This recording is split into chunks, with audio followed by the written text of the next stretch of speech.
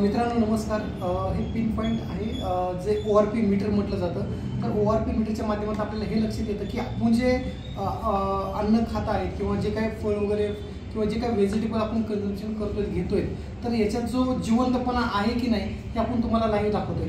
आता ही जी टोमॅटो आहे याच्यामध्ये कॉर्पोरेशनचं पाणीमध्ये आम्ही धुतलेलं आहे. तर आपण चेक करूया की याच्यामध्ये तुम्हाला इथे इंडिकेट काय करत आहे. मग प्लसमध्ये असेल तर ते खूप डेंजरस असतं आणि मायनसमध्ये असेल तर ते तुम्हाला शरीरासाठी चांगले आणि त्याचे फायदे पण खूप लेवलला असतात. कारण -50मध्ये एक नवीन हेल्दी पेशी तयार होते शरीरामध्ये. तर आपण पाहूया कॉर्पोरेशनच्या पाण्यामध्ये आता टेस्ट केला, आपण चेक पण केलं. परत एकदा पाहूया. आता सेकंड जे की कॅंगन वॉटरमध्ये आपण ठेवलं होतं, एक 5 ते 6 मिनिट ठेवलं होतं. त्यानंतर कॅंगन वॉटरमध्ये ठेवल्यानंतर टोमॅटोमध्ये जे काही चेंजेस आहेत ते तुम्ही लाईव्ह पाहू शकता.